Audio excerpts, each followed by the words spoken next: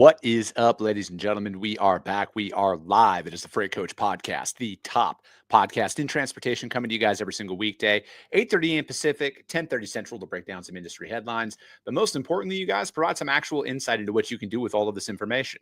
If this is your first time tuning in, welcome. This is the real side of freight, ladies and gentlemen. And I do say that before every single show. And what I mean by that is I only speak with transportation professionals because at the end of the day, you guys, I want to talk to the right individuals who have done what you're looking to do or who are currently doing what you're trying to achieve, so you can take that information, apply it, utilize it, and see a meaningful difference in your business and your life.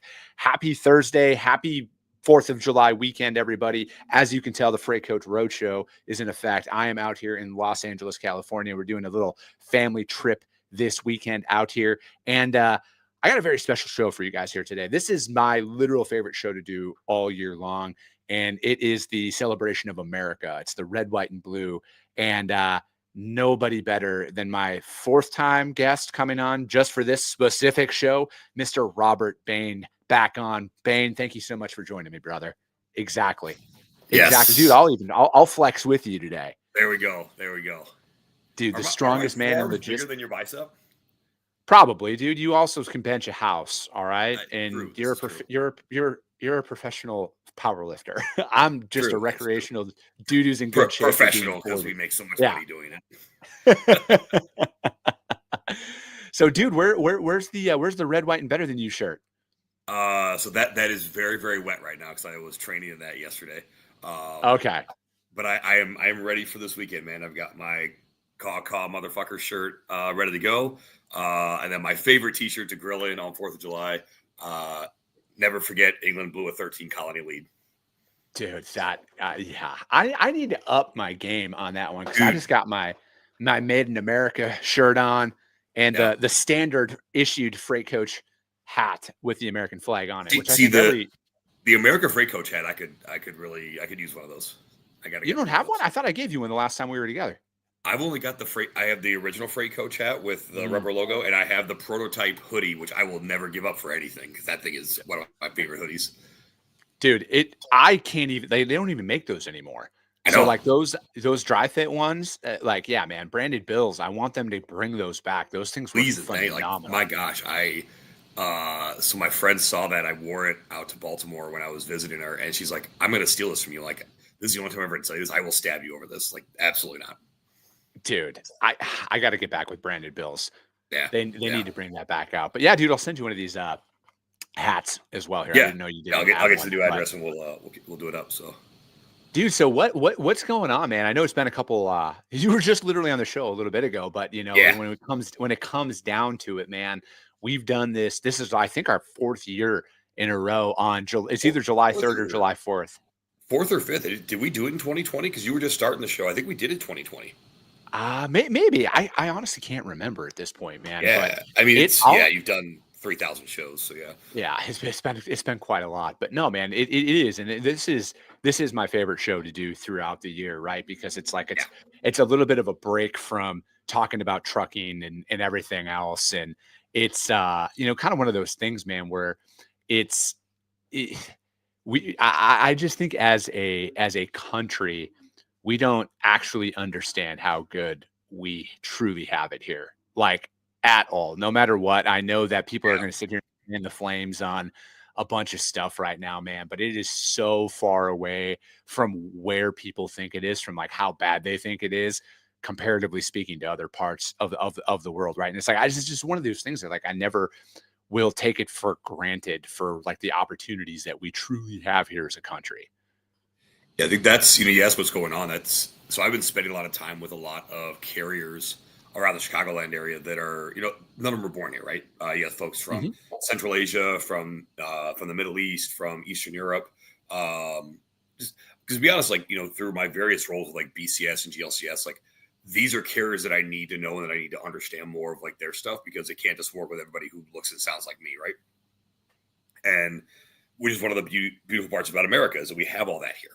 And the consistent theme I hear across all these organizations is I came to America for opportunity, and I basically got to write my own future while I'm here. Yeah. And that's something that sticks with me a lot. You talked about a lot on all these shows. Like, you are living your American dream. I'm living my American dream.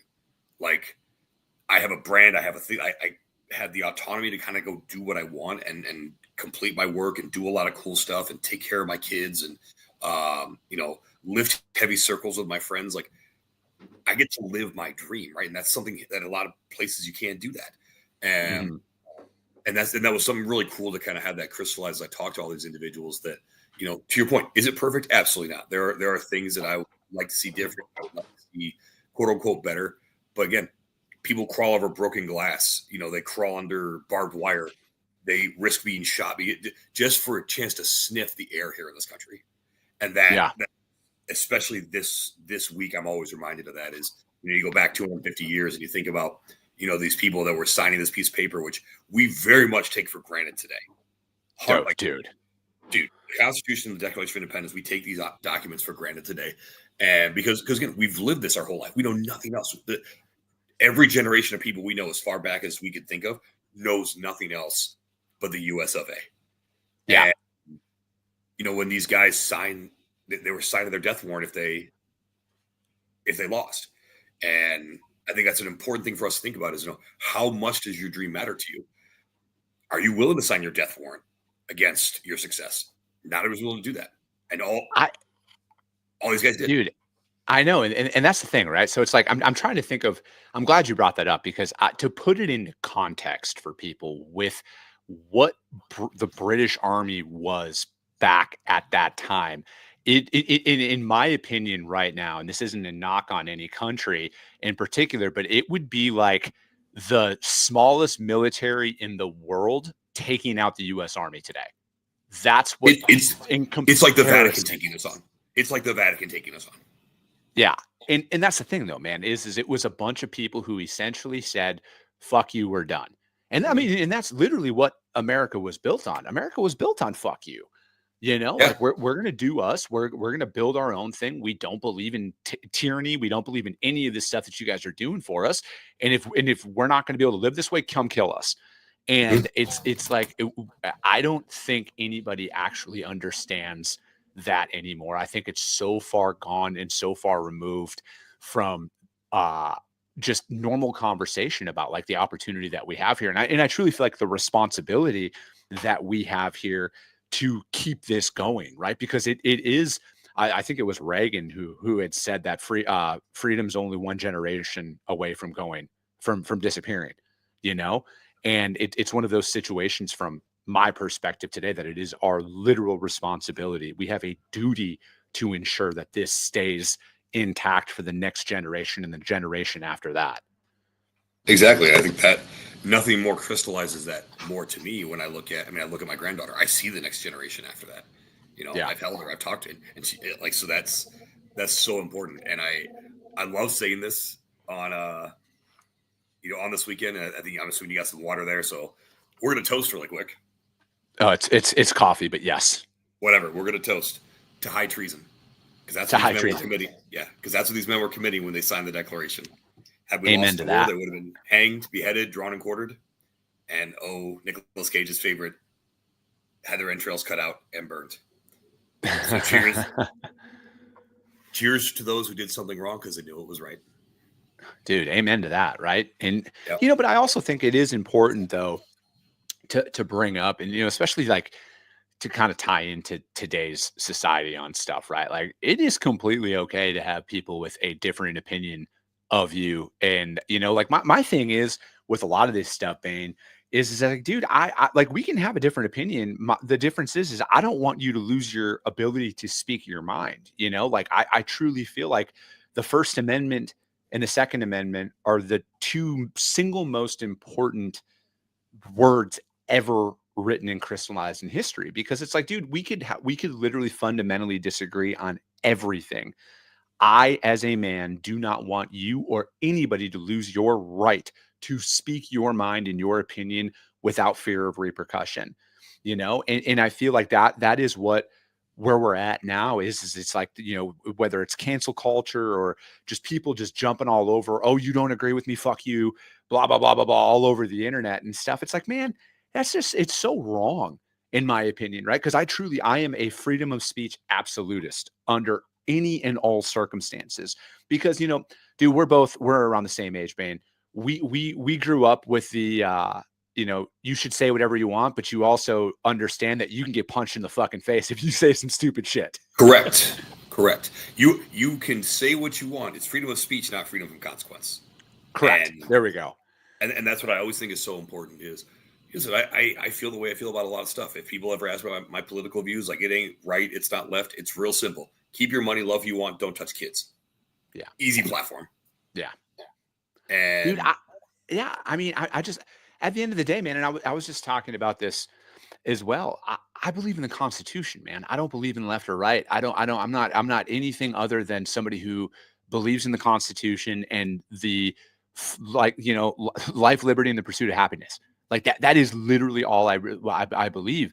And it's like, again, I don't care what you believe in, like I truly don't. And I am unapologetically a man of faith. I'm a man of God. I pray every day. I read the Bible every single day, but it's not my job to tell you that you're wrong if you don't share the same beliefs as me. I truly feel like I, as a man, have to live in a way that makes people want to live like me, as opposed to me forcing them to or belittling them because they might not agree or believe in what I believe in. Agreed. And so that's what I love is like you're a man of faith, I'm a man of sin. And these are great things. We can still be friends. Just remember, if I don't sin, he died for nothing. So I'm doing you a favor. Oh, wow, dude, that's funny.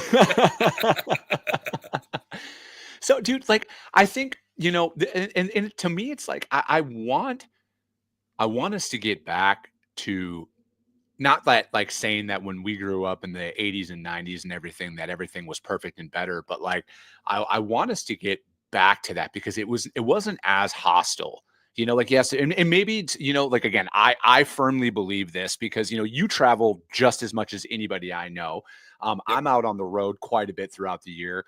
If you're not on social media, it is not nearly as bad as what social media and the media makes it seem out there in the real world, man. No. Like I truly, truly feel this way in my heart of hearts, man. 95% of the people in this country and on this earth want to work hard. They want to provide for their family and they want to be left alone. But it's that 5% of people that everybody is seemingly afraid of like offending and everything else. Yeah, like with social media, the positive and negative of it are the same, where you have access to everything. So you see things, but remember, it's media. That's what I think everybody kind of doesn't remember is that it's media. What does media do? Media is designed to get you to click, to get you to watch, to get you to feel things that you wouldn't otherwise, ultimately to get you to buy and do something. Yeah. Right? Either buy into something, buy something, or do something. And so social media is all about that. Is all the algorithm is geared towards is social engineering and getting you to do or believe or see things a certain way. So when we look at it from that perspective, it does make social media true. It's the highlight reel. It's all it is. It's all it's ever going to be. And we have to remember that. Now, that said, there is a positive social media is that you're able to connect and meet and see people that you never otherwise would have. Like, I mean, we've been through social media. And for that, I'm forever thankful. But again, always remember it is the highlight reel. And to your point, things are not as bad everywhere. Like you'll hear about protests, you'll hear about X, Y. I had a friend who was they were up in the DC area for Pride, and they were up there with their spouse, and they were enjoying the parades and the gatherings and all that. And all of it, everybody asked like, "Oh, how bad is it? What's the tension like?" Like, dude, we're out here doing our thing. We're having fun. Mm-hmm. Like all those little blips you see on the news, that was so far from us, it wasn't even funny. Yeah, dude. So I think it's an important thing is to kind of filter what you're seeing through that, because again, ultimately it is just like with mass media, it is strictly media is what it is. Dude, and that's the thing, right? And I think that's one thing that I talk about quite frequently on this show is it's like, and it's a conscious decision on my part to not go down that path of going out there saying things that are, hot button, the flavor of the week. Like, I mean, dude, just the last 2 weeks in trucking it's been all about tariffs, all about English language proficiency. And it's all about the next thing. We have the best tariffs, Chris. They're wonderful tariffs. They're bringing in billions of dollars. But dude, everybody out there is they're only concerned about talking about that next hot button issue because it drives fake engagement. And that's all that they're concerned about, right? And again, I'm not here to knock anybody's hustle. I know how the media works, right? Like it's all about clicks. Mhm. Because here's how it goes, you guys. If you're going to go out there and start doing podcasting, media, anything, advertisers buy engagement. They buy likes, they buy downloads, they buy views. They want Yep. those eyeballs, right? So, but there are two camps out there. There are the camps that will do content at all costs and clips at all costs. They will say the most controversial shit out there to drive engagement onto their page, and then they can package that up and sell that to potential advertisers, right? And then there's my camp of it who is like, I also do that, but I focus on value driven content that creates meaningful change out there in the industry, which also you can market and package it out there. So again, it's a conscious decision that individuals make. And again, I'm a capitalist, go out there and make your money. But at the end of the day, Chris Jolly, the Freight Coach podcast, all of that stuff, we are always going to be committed to education for the transportation industry. And that is it. I have a 5-year track record. I'm sure somebody could pull something that I've said that is, controversial or whatever out there, but like I'm not out here talking about certain things to drive engagement intentionally. And that is something Correct. that I think that people need to be aware of as they're going out there, right? Because I could, right? And I've said this often, man, I could 100x my engagement if I said what I wanted to say about a lot of stuff, but I stop myself and I'm like, who benefits from that? And I try and look out, and I'm like, because I operate today that I am the founder and CEO of a multi-billion-dollar corporation because that's what I'm working to build. That is what I'm working to build. And I put myself in that situation, and I'm like, all right, what would I say if I was in that position today? And 99.9% of the time, I wouldn't say anything about it. I wouldn't even interact or engage with that because it wouldn't be beneficial to myself or my business or anybody associated with my business. So that's why I stop and I'm like, you know what? Long term, education, help people, add value to others, and everything else will take care of itself. And for the last 5 years, it's been a winning strategy, and I'm going to continue to go down that path. And what's wild is like you don't have to have those, extremist views that waffle back and forth with the media because like again, you're creating stuff that is long term lasting. Can you have Mhm. opinions on stuff? Absolutely. But I think you hit on the head. Choose your battles. Is Yeah. that a hill you want to die on? No. And for the record, there's no hill I will die on. I'll kill on a hill. Someone's gonna die, but it ain't gonna be me. Yeah, but dude, I'm right there with you, right? Like I just look, and again, it'll always boil down to the fact that I, if I don't agree with somebody on something, I don't feel the need to like go out there and tell them how I think they're wrong and how I'm right. I'm like, cool, man, that's your opinion. All right, Yep. and it does not affect my life at all. And No. it's like I think that from my perspective, it's like we're just at a point in time. And who knows, man? We've always might have been this way. Maybe it's just because I'm getting older and realizing this more people are more concerned about being first than they are about being right. And it's like they got to have an opinion on everything and they got to go out there and speak their mind. And again, I believe in the First Amendment, dude. Yeah, I don't want anybody to lose their right to be able to go out and say whatever the hell that they want to say. But I also feel like I hope we get back to that common sense, or it's seemingly common sense isn't so common anymore. So I just literally talked myself out Well, of saying what I was about to say. well, before we pivot here, so there's a couple things I wanted to hit on today before we go. So, a very wise man once said from a stage, but I felt like he was talking directly to me. Would you rather be rich or would you rather be right? Yeah. What do you want to be? And I have found that more often than not, I would much rather be rich, and so I'll let people think they're right. Yeah, it is one of those things, man, where I just, at the end of the day, it takes a lot to keep my mouth shut on certain things and not chirp.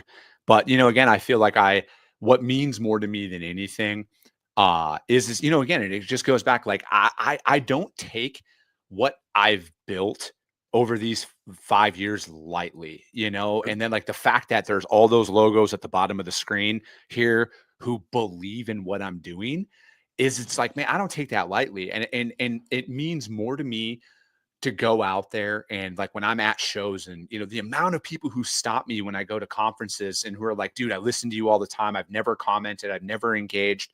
But I do what you say on the show and it works for me. Like, do nothing means more to me than that. Right. Like Oh yeah. that to me means more than anything else out there. And again, it all go back to like, dude, I couldn't do this anywhere else in the world besides here in the United States of America. And I truly feel like it is my duty and it is my obligation to use my voice to help elevate others. Like I truly feel like this is why God put me on this earth is to use my voice to help elevate others to make this world a better place. And that's my focus, right? That doesn't mean that I'm not competitive. That doesn't mean that I don't want to fucking bury everybody who comes in my way.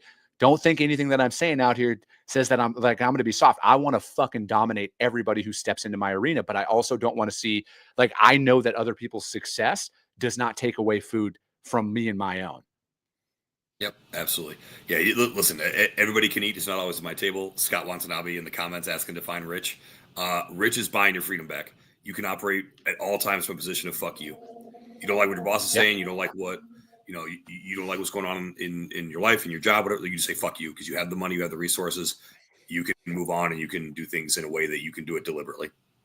Yeah, that's Rich. Dude. So, a couple things I wanted to hit on. Yeah. Again, we got some limited time.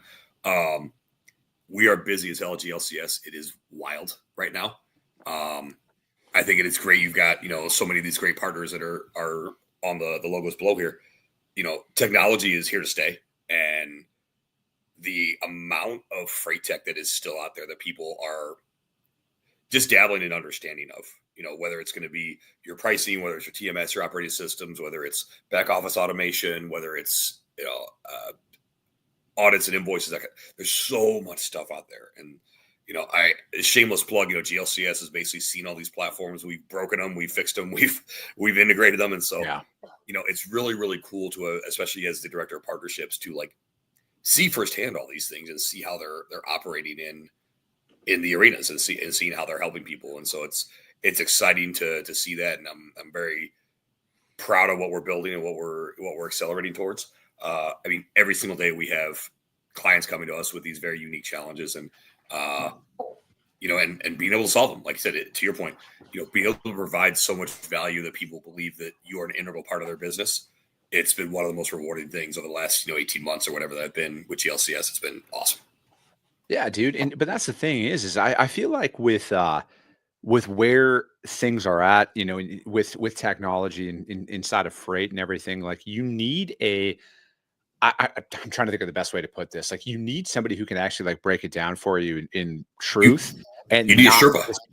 Yeah, because there is so much information that's out there. There's so much stuff that's coming at you nonstop. Like, and there's, need versus want, I feel like is what a lot of business owners find themselves in. And a lot of this stuff, I want a lot, but like, do I actually need it for where my business is? And I feel like the one thing, because like our number one focus is growing revenue, right? Like our profit, but obviously like we need more customers, we need more freight. That's our main focus right now. Got to do more with less. Yeah, there's no outside of my TMS, shout out Revenova, outside of them, there's a lot of stuff that I don't need right now. I want it, but I don't need it, right? So it's like it's kind of making those decisions, and that's why I feel like it's beneficial to have people like yourself and GLCS that are out there that can really help break that down, but also like implement and integrate what you actually need and then simplify and streamline that for those operations out there. Because it's like, dude, I'm not a technology guy at the end of the day. I know it. I talk to enough people, but like, where is my business and what is going to be beneficial today? Exactly. And that's why I use the term Sherpa, one, because my life Sherpa is actually watching this right now. So shout out. But also like it's important that you have somebody who's going to guide you. Like this is the path you need to take right now. And then based on your goals, you need to take this path over here later. And so I think and again, technology is part of that, operations, org design, all those things are all a part of that Sherpa. And I think that's really where like GLCS is strong, is being able to help with that and advise. And again, ultimately you can choose your own adventure. That's what life is all about, right? But again, having a guide and having someone who can kind of, again, nudge you in certain directions that are going to allow the least amount of pain for the most, gain on that. That's what we do. And that's what's been so fun and so rewarding. Again, shameless plug, but that has been very top of mind over the last, couple of weeks as I've observed our interactions with our clients. I think it's going to be more and more important as things continue to progress out there, Bane. I really do, Yeah, man, because 100%. there's only going to be more options that are out there, and there's only going to be, I mean, and it's that's why it's just so important, right? Because like I feel like having somebody to kind of guide you through some of these Mhm. processes, right? Because like not everybody has the acumen inside of technology to actually decide, and all of a sudden you're signing contracts on stuff that you're locked into, and now it's like, do you have to fire somebody because you made the wrong choice, right? And again, everybody makes mistakes and stuff like that, but I also feel like with where we are now and like the amount of stuff that is in Yep. front of you, it's really tough to decide. And and I don't know, man, I just want to help. And then again, dude, case in point for this show, I like talking about like what I've experienced and just to kind of help people avoid the pitfalls and like some of the right decisions that I've made in business, hiring an attorney, CPA, all of that stuff. And then Yep. also some of the wrong decisions that I've made to help people avoid a lot of that. Yeah. Avoid the landmines. That's exactly what I do with my career coaching business is I help people avoid the landmines that I stepped on, and Dude. give you a chance to relax. I mean, that's what I think is really important. It's not like taking your foot off the gas, but being able to kind of release that tension and relax a little bit. I mean, I've done it for all of like 5.5 hours of my life, and that's important. And so I think Yeah. it's a big thing that you can do as a partner. So, yeah, that was my Dude, shameless plug. I had to make sure I got in. I was gonna say, speaking of releasing tension, man, you gotta be doing squatting a house here soon, right? Yeah, last heavy squat is Sunday before the meet. Last oh, dude. So like speaking of that too, man, also give a shout out, dude. Like I love it because like you got your first sponsor I coming out did. here as well to help you do it. Like that's dude, I remember when you called me about that like 6 to 8 weeks ago, and we were having that conversation about it. And Yep. it's like to go out there and to put your heart and soul into something because like not only are you a father, I gotta call you a grandfather as well, but that was like It's it's first of all, it's Papa. It is Papa. I'm not a Papa, grandpa yet. sorry. Not Poppy. Don't be confused with Poppy, Whoa, but whoa, Papa. hey, hey, But hey. it's Sometimes. but no, dude, it's like to go out there and like you're out there, you put your heart and soul in so much. Powerlifting has been such a big part of your life for so long. And to have a partner in that now to be able to go out and do it, man, I'm so proud of you for having that because it's such a, like that again, it's just like results, hard work, all pays off in time. I couldn't agree more. I love the famous Scott Hall speech. Hard work pays off, dreams come true, bad times don't last, bad guys do. And Yeah. I'm your favorite bad guy, and that's so. Yeah, very very thankful for the partnership with R2X. Another big shout out to GLCS. I mean, Nate and the team have been so incredibly supportive throughout my powerlifting journey. Just in my time there, whether it's flexibility for time off, training, whatever it is. Very excited. Nate's actually going to be up in Minnesota for the meet I'm competing in 3 weeks to support. So it's down the street from his house, so it works out great. But yeah, R2X, shout out to them, huge sponsor. An opportunity with them. I was actually down in Indy this past week with Spencer and the team and shooting some content. I think some folks saw the video that we posted online. Yeah. Kind of imagining the walk-in video for a lot of like the NFL guys, the NBA guys. They do the whole thing. So yeah, like I dress up and got the backpack, got the sunglasses. It's super corny, but I loved it. Like it was so great. Heck yeah.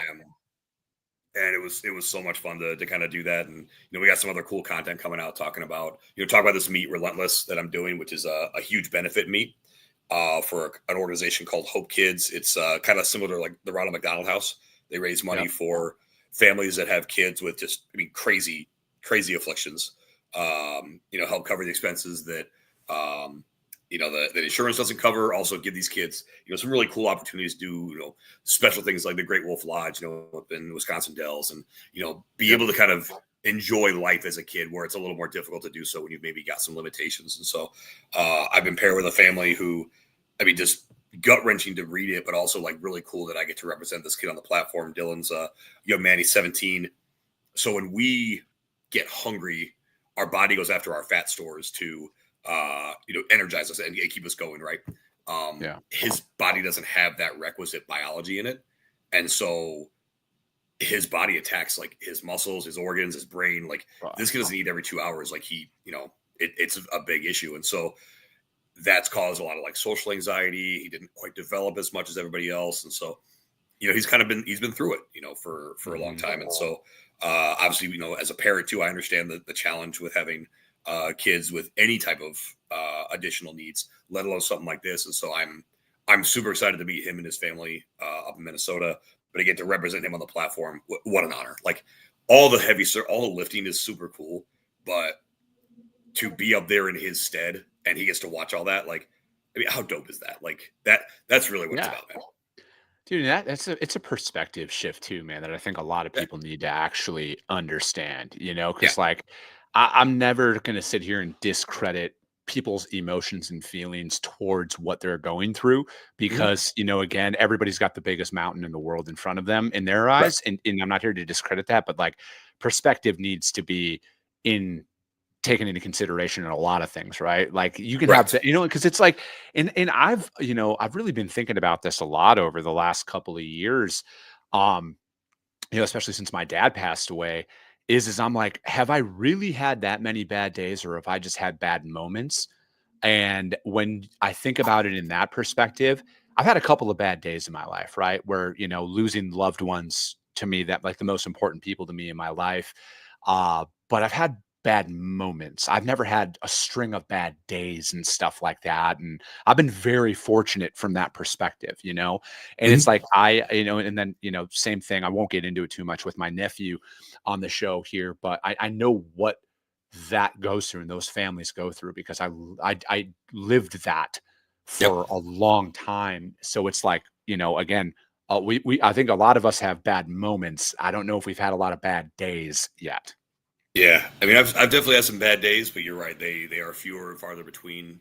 I'll say this: the people you choose in your life, they matter, and they can affect if those bad days are more frequent or not. And I'll tell you, one of the things I'm most excited about up in Minnesota is I'm going to have two people that got my back. That there's 10 toes down, and then there's 10 fucking toes down, and both of them are, and They've been with me through a lot over the last few years. Sean for over a decade, and Dakota for the last 3 years. And so I'm very, very excited to be up in Minnesota with them and representing R2X, Overkill, GLCS, and I represent Dylan on the platform. And things go the way they're supposed to.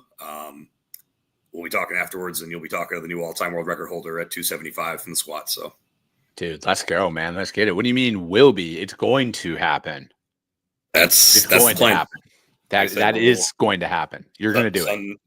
Sunday's a big indicator, right? So we typically will I'll work up to my opener, which I'm opening at 1100 for this meet. And then, depending on how my body feels, we either I'll go to my second and then do like a heavy stand up with, like my third and some reverse bands or something like that.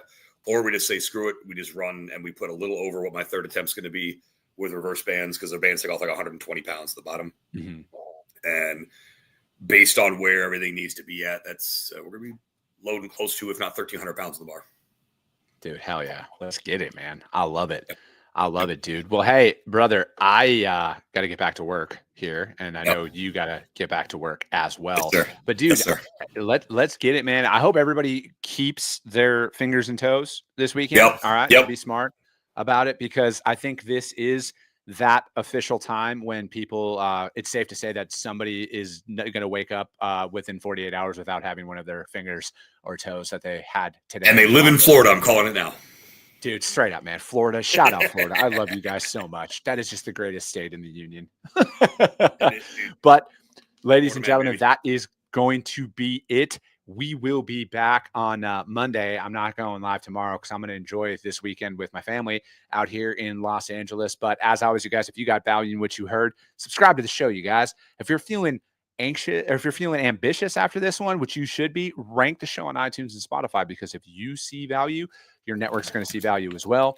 I appreciate you guys. I love you guys. And Scott's got a question here. Is that going to be streaming anywhere for your squats? So the meet might, I don't know for sure. Training, I will take videos.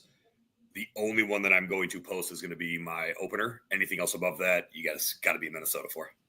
I love it. All right, guys. Have a good weekend. Be safe, everybody. We'll love you guys, and we'll talk to you soon. Came back with a